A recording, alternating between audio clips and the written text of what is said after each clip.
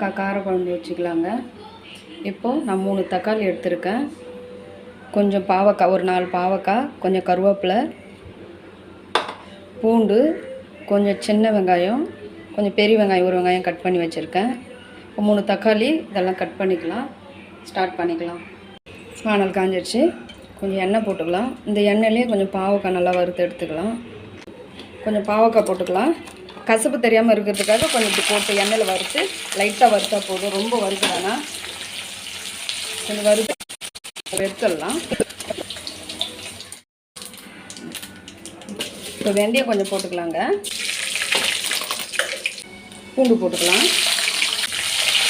கொஞ்சம் சாம்பார் வெங்காயம் கட் பண்ணி வைப்பேன், சின்ன வெங்காயம் காரக்குழம்புக்கு நல்லாயிருக்கும். இந்த ஆனியனை கட் பண்ணி வச்சுருக்கேன்.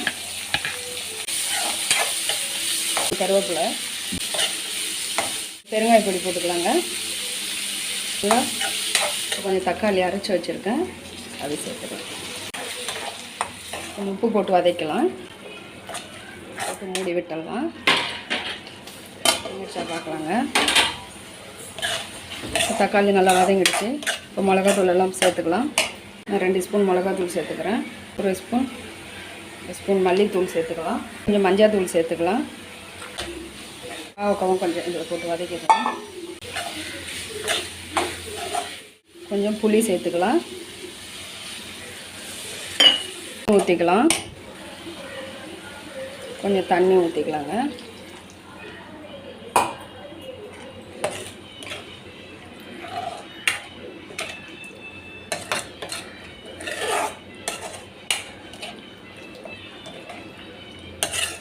இது நல்லா கொஞ்சம் கொதிக்கட்டுங்க.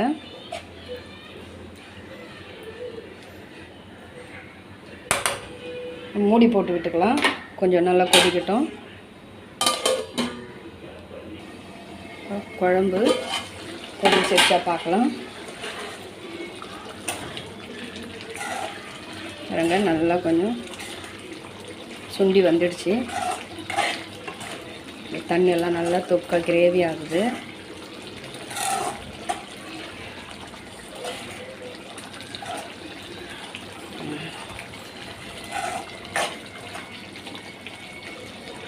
இன்னும் கொஞ்சம் கொதிக்கட்டுங்க.